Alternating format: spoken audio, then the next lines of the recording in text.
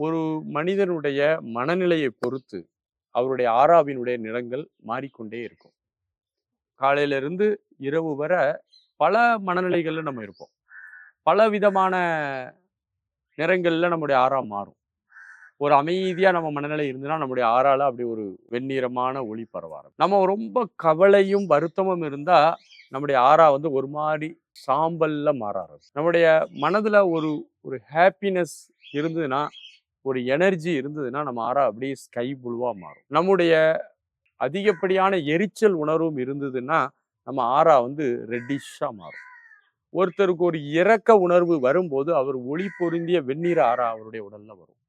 ஒருத்தர் இறை உணர்வு மனதை கடந்த நிலையில பிராக்டிஸ் பண்ணாருன்னா, அவருக்கு பிங்க் கலர்ல, கோல்டன் கலர்ல அவருடைய ஆறா மாறும். ஸோ ஒவ்வொருவருடைய மனநிலையை பொறுத்து ஆறாவினுடைய தன்மை மாறிக்கொண்டே இருக்கும்.